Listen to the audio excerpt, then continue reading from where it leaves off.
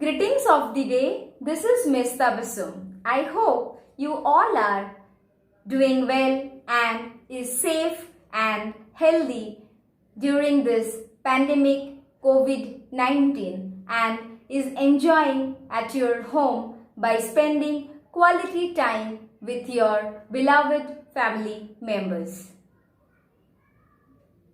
As you know that we have already started with the topic in grammar, that is sentences.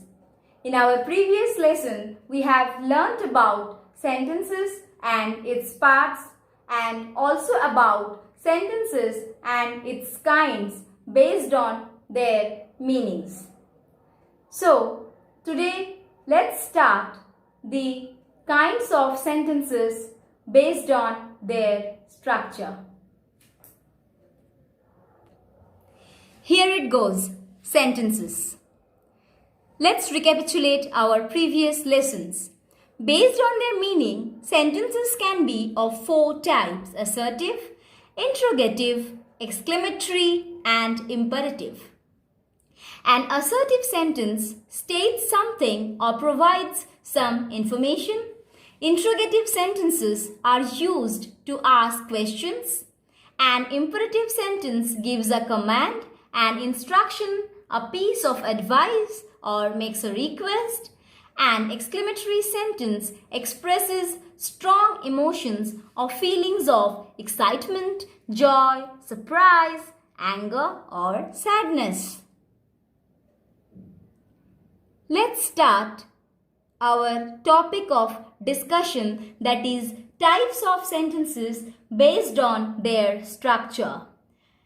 Based on their structure, sentences are of four types. They are simple sentences, compound sentences, complex sentences, and complex compound sentences.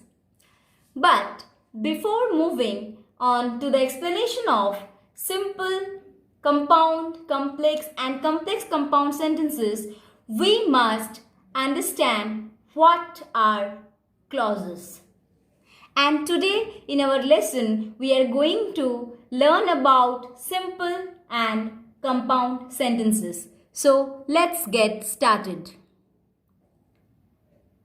As I have said that we must know what are clauses. Clauses are group of words that contains a subject and a finite verb. Clauses are basically two types. One is independent clause or main clause. The other one is dependent clause or subordinating clause. Both of these group of sentences have a subject and a verb. These are the combination of clauses, subject and a verb. Independent clauses makes complete sense by itself, whereas dependent clause, as the name suggests, depends on the main clause for its meaning. Always remember that a sentence can be made up of one clause or more than one clause. Let's see what is a simple sentence. A simple sentence have an independent clause, that is, it has a subject and a verb and makes a complete thought that completes the meaning. Here goes the definition. A sentence that contains one independent clause is called a simple sentence. And what is that independent clause? It has a finite verb and a subject, and this verb and this subject, it conveys a complete thought. Let's understand it with an example. We waited for the train. Here, we is the subject, waited is the verb, and it completes the meaning by itself. Thus, it is an independent clause and is a simple sentence. A simple sentence may have two subjects. Let's see the example.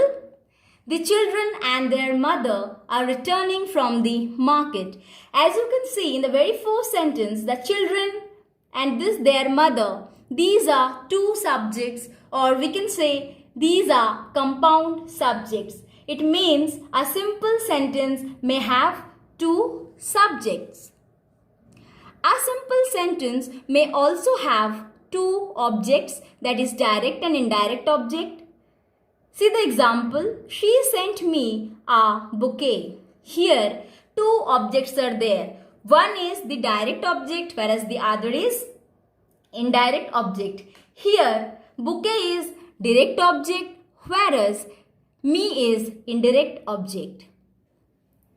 A simple sentence may also contain phrases. Let's see an example. The girl with the long plait is my next door neighbor. With the long plait is a phrase. As you can see that these are the characteristics which a simple sentence has.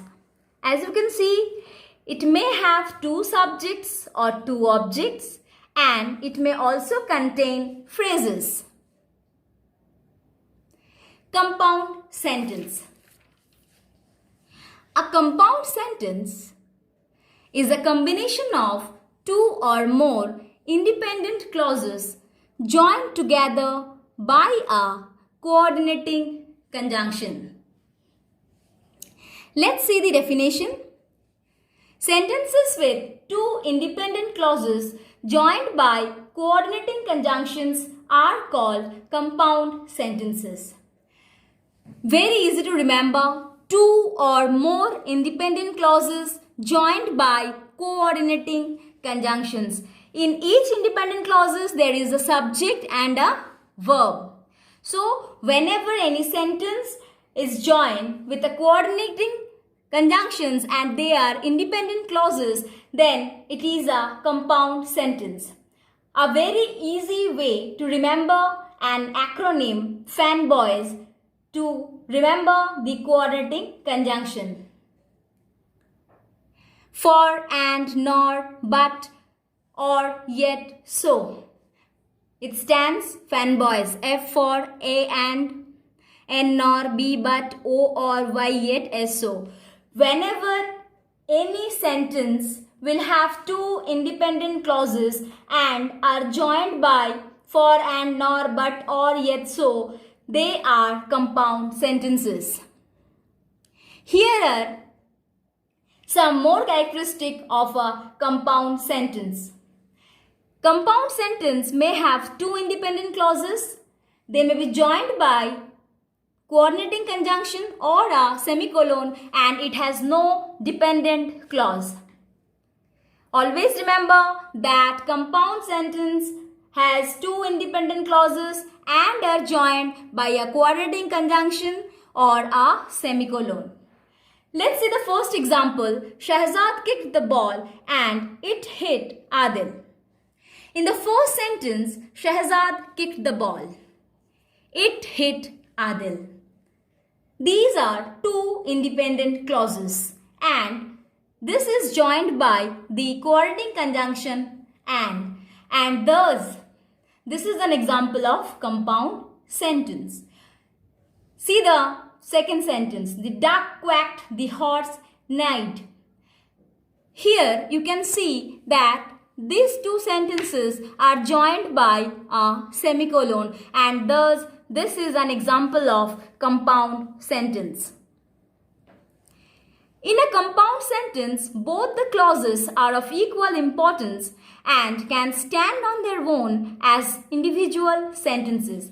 Yes, both the clauses, they are of equal importance and they can stand alone as individual sentences. Let's see the first example. They are old enough to join the competition, but they do not want to participate. As you can see, we can separate the two sentences and make it individual sentence, and they will be meaningful as well. They are old enough to join the competition. They do not want to participate. Here we have joined these two sentences with a coordinating conjunction and is an example of compound sentence. In the next sentence you see, Tom is an excellent student and is also a member of the school football team. Remember that whenever a compound sentence consists of two clauses and the subject, that is Tom, like this way the subject of both the clauses is the same person or thing, the subject is often omitted in the second clause. As you can see, Tom is an excellent student. And we have not written he is also a member of the school football team or Tom is also a member of the school football team. Here we have omitted the pronoun he.